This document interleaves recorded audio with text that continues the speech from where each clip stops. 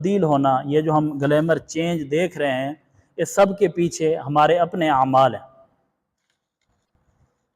ہم نے قدرت اور فطرت کے نظام کو چیلنج کیا، جنگلوں کے جنگل ہم نے کاٹ ڈالے، فصلوں کی فصلیں ختم کر دیں، وہاں پہ ہم مختلف قسم کی اسکیمیں لانچ کی ہم نے، وہاں پہ ہم نے ٹاؤنز بنائے، سوسائٹیز بنائیں،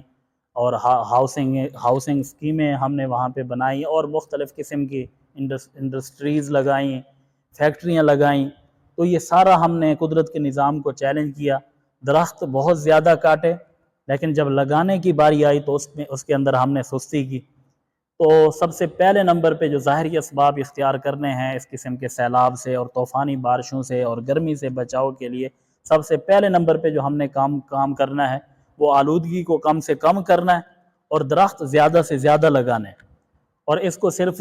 دنیا کی ضرورت سمجھ کے نہیں بلکہ ایک دینی فریضہ سمجھ کے لگائیں، اور اس کو صدقہ جاریہ سمجھ کے لگائیں۔ اور حدیث مبارکہ میں ہے، ایک حدیث کی کتاب میں، کہ حضرت ابو درداء رضی اللہ تعالی عنہ، جو حضور صلی اللہ علیہ وسلم کے ایک جلیل القدر اور بڑے مشہور صحابی ہیں، ایک آدمی گزر رہا تھا اور ان کو دیکھا کہ وہ درخت لگا رہے تھے، تو اس نے پوچھا کہ یا ابا درداء، اے ابو درداء یہ کیا کر رہے ہو؟